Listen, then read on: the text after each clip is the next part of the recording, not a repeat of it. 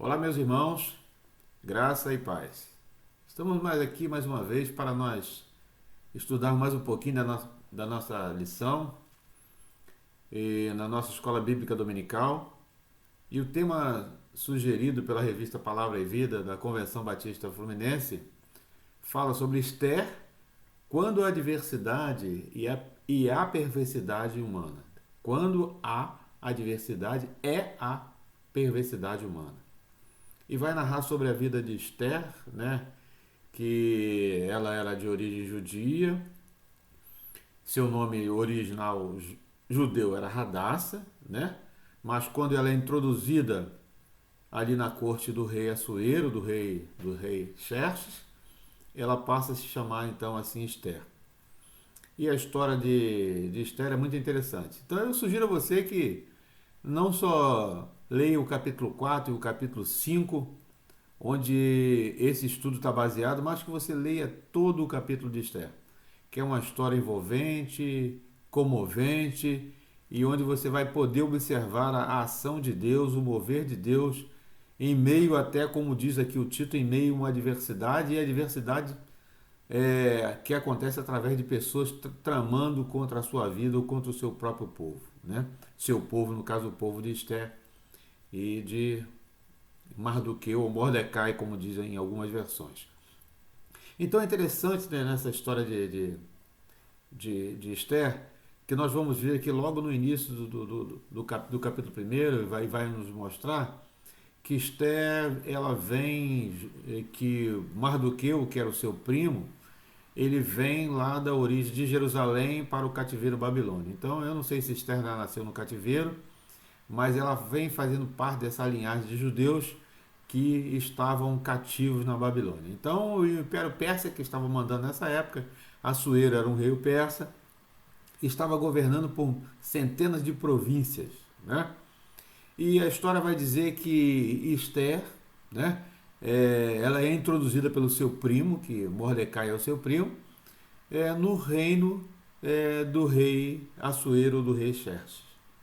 Mas como é que isso aconteceu?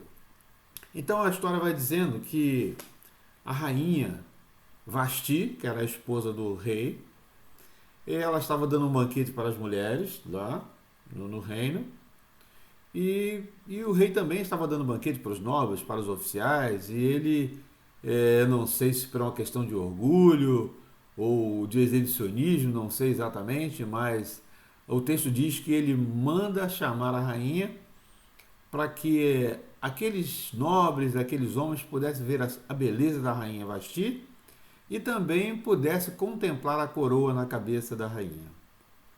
Mas isso não aconteceu. Ela se nega a comparecer à presença do rei, né? A primeira lição que nós podemos tirar aí nessa introdução é saber que nós sempre estamos sujeitos a uma autoridade. E quando essa autoridade determina que nós venhamos a fazer alguma coisa, nós devemos fazer e devemos cumprir. Que a Bíblia vai falar para nós, vai nos falar que obediência é melhor do que sacrifício. Quando nós obedecemos, nós não pagamos o preço que muitas das vezes nós não queremos. E nesse contexto aqui, a rainha Vasti, ela pagou um preço que creio eu que ela não estava preparada para pagar. Por ela não comparecer, o rei manda os oficiais chamá-la e ela não comparece à presença do rei. E então ele se aconselha com os seus oficiais, com os nobres da corte, o que ele deveria fazer, né? E nós vemos que nesta hora também nós vemos que as pessoas não são muito amigas, mas elas querem dar opinião. E o que elas sugeriram era que o rei tirasse a coroa dela, que ela deixasse de ser rainha. E foi exatamente isso que aconteceu. O rei deu ouvido àqueles homens e ela perdeu a sua coroa, né? A Bíblia não fala o que aconteceu com ela depois dali, mas é fato que ela perdeu a sua posição de esposa principal, perdeu a sua posição de rainha e fora a humilhação que ela provavelmente deve ter passado. E aí, o que acontece nesse período, como eu falei, né? Então a Esther, essa nova circula pelo reino, que o rei, que a rainha Vasti perdeu a coroa, né? E aí não sei quanto tempo passou, mas o rei também se aconselha lá com os nobres, com os seus oficiais, e eles sugerem e o rei acata que ele deveria ter uma nova rainha. Então aquele mensagem, aquele dito é espalhado por todas as províncias para que todas as moças virgens tivessem direito a concorrer a esse posto que estava vago deixado pela rainha Basti. Mas como o texto da lição fala, né, quando a adversidade é a perversidade humana, nós vemos que tem sempre alguém querendo tramar para que algo realmente não aconteça ou para que você não chegue ao seu destino ou você chegue ao seu objetivo. Mas no caso aqui de Esther ou de Radassa, antes mesmo de seu nome ser trocado, como eu falei, ela foi introduzida ali no reino na corte do rei Assuero, pelo seu primo Mordecai, por toda aquela questão que já estava acontecendo, né? E o texto da Bíblia vai falar que antes mesmo de aquelas meninas ser levadas à escolha, Esther já tinha caído nas graças daquele que era confiado a ele tomar conta do harém, né? Que o texto da palavra de Deus vai falar que ela era as, a comida, ela recebia comida especial, recebia ornamentos e óleos para cuidar do seu corpo, seus adornos, né? Então ela estava ali, já estava recebendo uma atenção especial. Nós sabemos que tudo isso é mover e plano de Deus. Mas nós podemos ver que como o texto aqui fala, como eu já disse em outras lições anteriormente, tinha também tudo para dar errado na vida de Esther, né? Ela era judia, estava embaixo de um domínio persa, né? Tinha sido conquistado pelos persas. Então, o que poderia dar certo, né? E mais, né? Ela passa a concorrer àquele cargo, aquele posto de rainha e de esposa do rei. Imagina se antes disso o rei descobre que ela é judia e fica extremamente enfurecido. Então, fatalmente, ela poderia literalmente perder a sua cabeça, morrer, e também o seu primo Mardoqueu, o Mordecai, também poderia acontecer a mesma coisa com ele, né? Mas a ação de Deus, o mover de Deus não é aquilo como a gente pensa, como a gente espera, né? É muito mais, a palavra fala que ele nos dá muito mais do que nós pedimos e pensamos, e no caso de Esther não foi muito diferente, né? E ali o texto vai dizer que dentro daquele período que foi estabelecido para que pudesse ser escolhido a nova rainha, levava 12 meses, né? Praticamente um ano, né? E o texto vai dizer que no 10º mês, né, algum bloco de moças foram apresentadas ao rei, e nesse bloco, se eu não me engano, Esther estava no segundo bloco que foi apresentado, e o texto vai dizer que o rei se encantou com a beleza, com a postura de Esther. Então ela é escolhida para ser rainha. E nesse intervalo desses acontecimentos, né, o texto vai dizer que Mardoqueu, por ser judeu, né, mas está embaixo do domínio persa, ele não se curvava aos persas, né? Mas tinha um homem, né, que passou a ser o desafeto do povo judeu, e principalmente o desafeto de Mordecai, Amã, né, o Ramã, que perseguia ele porque Mardoqueu não se curvava, não se dobrava, né? Então, e a ordem e o decreto do rei era que todos se curvassem ao rei ou aqueles que estavam sobre as suas ordens diretas, né? E aí ele, incomodado com aquela situação, Amã procurava uma situação para que pudesse realmente prejudicar Mardoqueu, né? E aí o texto vai dizer que ele começa a tramar contra Mardoqueu, né? Mas Mardoqueu mesmo assim não se dobrava, estava sempre ali na presença do pátio, ali por ali, mas não se dobrava e não se curvava mediante a Ramã. E nós vamos ver que o texto vai dizer, na palavra de Deus, vai falando aqui no capítulo, a partir do capítulo 1, passando pelo capítulo 2, 3, 4, 5 capítulo, dizendo que Amã, ele começa, como eu falei, ele começa a tentar arranjar uma situação para poder prejudicar Mordecai. E nós vemos que Nesse interim também acontece um episódio, né, que dois oficiais do rei estavam tramando para poder tirar a vida do rei Assuero, né?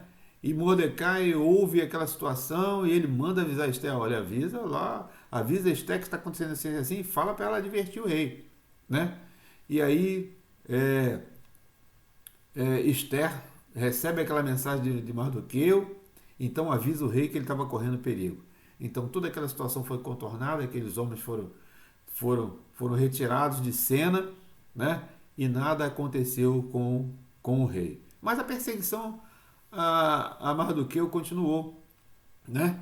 E aquele homem não sabia mais o que fazer. E ele teve a seguinte ideia, né? Chegou, falou para o rei, ó, rei, ó, seguinte, ó, dos povos conquistados aí, os judeus, é um povo muito perigoso e está começando a crescer novamente. Desculpa. Então, a gente precisa resolver essa situação.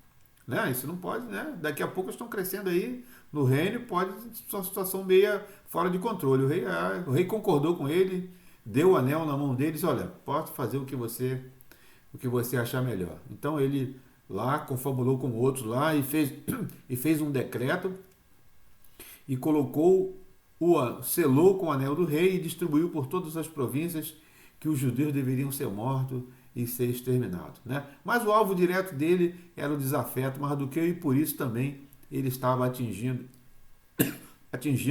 o povo judeu como um todo, né? Mas aí Mardoqueu sabe daquela situação, ele faz conhecer Esther, conta toda aquela situação daquela perseguição e a Bíblia vai falar que ele se veste de saco, quer dizer, numa posição de se humilhar, de se lamentar para aquela situação que está acontecendo, né?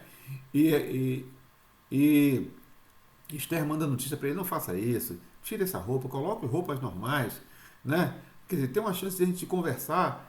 E aí ele não aceita aquela situação e fala que realmente ele vai continuar fazendo aquilo e fala para ela o seguinte, olha, você tem uma responsabilidade, né? Você está nessa posição aí, Deus te colocou nessa posição aí, não foi só para você ser rainha, tá? Você pode fazer alguma coisa pelo seu próprio povo. Ele não estava preocupado, mas do que eu não estava preocupado só com ele, né? Mas quando ele fala com ela, ele fala para você fazer alguma coisa pelo seu povo, ou seja, pelo povo judeu, né? Então é interessante a gente pensar porque muitas das vezes Deus nos coloca em local de eminência, coloca em local de destaque, não para nosso benefício próprio, né? Não porque nós possamos colocar a coroa sobre nossa cabeça, mas sim para que nós possamos ajudar outras pessoas, né? Para que nós possamos ser meios de bênção na vida de algumas pessoas, de muitas pessoas. E foi assim na vida de Esther, ela foi colocada ali pelo que a Bíblia nos mostra, o texto vai nos narrar, a história conta, que ela foi colocada ali para poder abençoar o povo de Deus. Né? Mas ela ficou incomodada, porque se ela. Porque a narrativa do texto vai dizer, e era costume naquela época, que as pessoas só podiam ir à presença do rei quando ele solicitasse ou ele chamasse. Né? Então, Esther não podia entrar na presença do rei simplesmente porque queria falar com o rei se ela não foi assim chamada, né? Mas ela ficou incomodada com aquela situação. Ela estava procurando uma situação para poder falar com o rei, né? Se identificar como judia e tudo que estava acontecendo com o seu povo, né? E o texto vai dizer, a narrativa do texto vai dizer, se não me engano, no capítulo 4, que ela fica em frente à porta do salão real. E o texto vai dizer que o rei está sentado no trono e a porta está aberta e ele vê Esther, né? E ele, quer dizer, ele se imaginou, ela está ali, ela está querendo alguma coisa, né? E mandou ela se aproximar, né?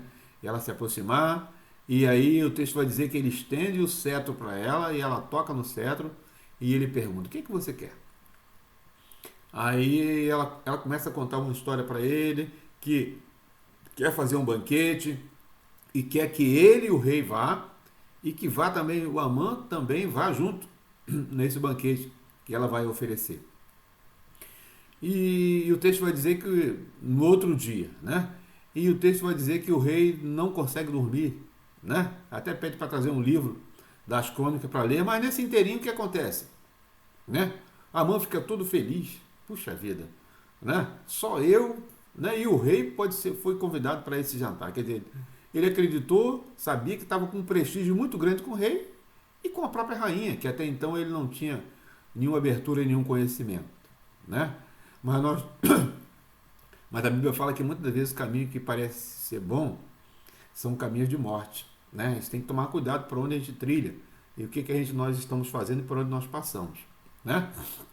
E o texto vai dizer, a narrativa do texto vai dizer que aquele homem, no seu alto ego, por aquele decreto que ele já havia também assinado, né, lá com o anel do rei carimbado, o texto vai dizer que ele se reúne lá com a sua esposa, com seus amigos e alguns oficiais e disse, poxa, o que eu vou fazer com esse camarada, com esse tal de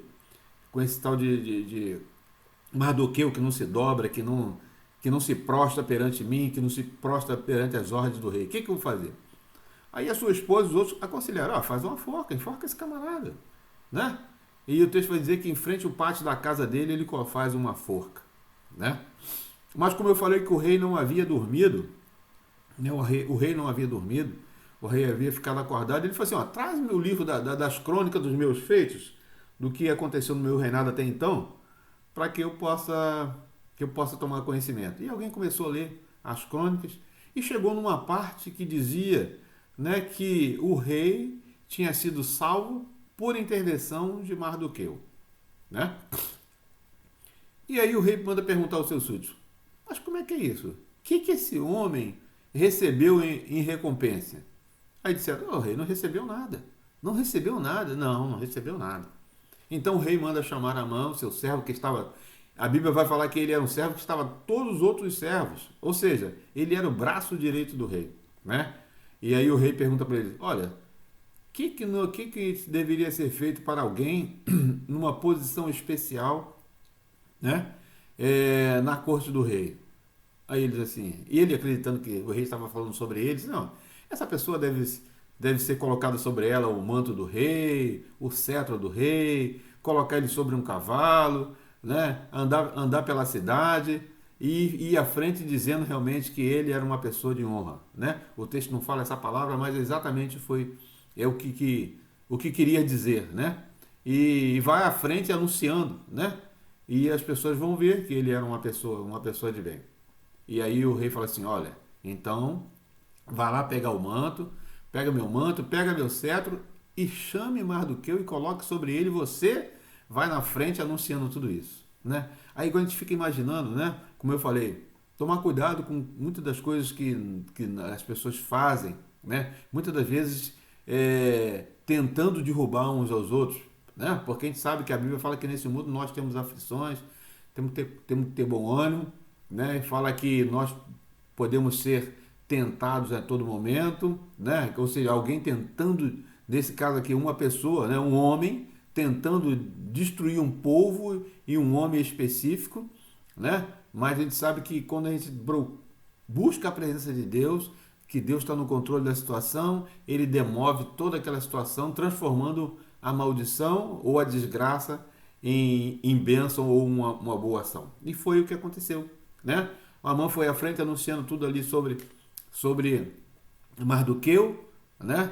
E aí o rei, tudo bem, né? Mas aí até então ele não sabia do que ia acontecer naquele jantar, né? E ele volta para sua casa, para sua família, e fala tudo o que aconteceu, né? E alguém falou: poxa, você agora vai cair em desgraça pro rei, né?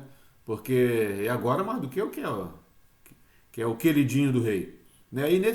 E aí no outro dia, né, passado esse dia, no outro dia vai para o jantar e eles estão lá naquele banquete e o rei, como não havia dormido, estava ali, queria saber exatamente o que a Esther queria, né?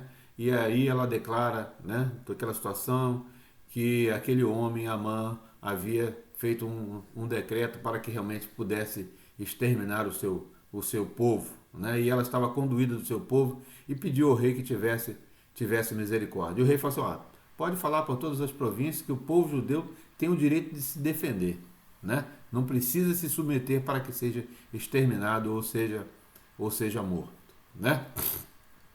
E o pior do que isso, né? E aí o rei toma conta daquela situação e pergunta, e agora, o que eu vou fazer com esse camarada? Aí alguém fala assim, ó, ele tem uma forca lá em frente à casa dele que ele fez para enforcar o Mardoqueu, né? E aí, o que acontece? Aquela forca que ele fez para Mardoqueu serviu para ele. Então, a outra questão que nós temos também em mente é o cuidado que nós devemos ter, que muitas das vezes o mal que nós queremos fazer para o outro pode se virar contra nós, né? Achando que nós estamos em uma posição de destaque, que nós podemos fazer aquilo que nós queremos, que não tem problema nenhum, né? Porque eu sou a pessoa, eu sou o cara, ou eu. Mas não, né? Quem está no controle é o nosso Deus, né? E a justiça e a vingança pertencem a Deus, não pertence a nenhum de nós, né?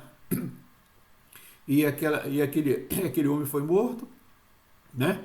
E aí o texto da Bíblia vai falar que o rei coloca aquele anel que estava sobre o dedo de Amã, agora sobre o dedo de Mardoqueu, e ele agora passa a ser o braço direito do rei.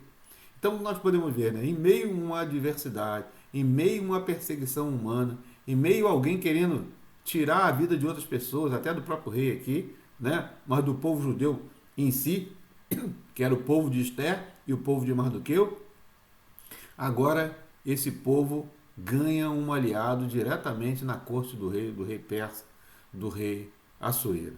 Então, mostrando que, mesmo no momento em que pessoas são usadas contra a própria pessoas, quando nós buscamos ao Senhor, e o texto vai dizer aqui uma coisa que eu não citei, mas que vai falar lá no texto, que quando Mordecai, Mardoqueu sabe dessa situação, e a rainha também publica, ela fala para ele, olha, você vá, jejue e ore lá, porque eu vou jejuar e orar junto aqui com minhas servas.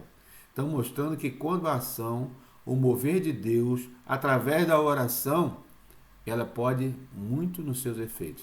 Que a Bíblia vai falar exatamente sobre isso, né? Que a oração move o coração de Deus. Então, nós temos que ter em mente que Deus está no controle, mas nós temos que nos colocar na dispensação do Senhor, para que Ele possa mover, não em nosso favor, né? Como vê aqui, não foi favor de Esther que ela pediu, né? Ela estava na posição de destaque, ela podia deixar acontecer, né? O povo exterminar e ela ficaria ali no palácio, né?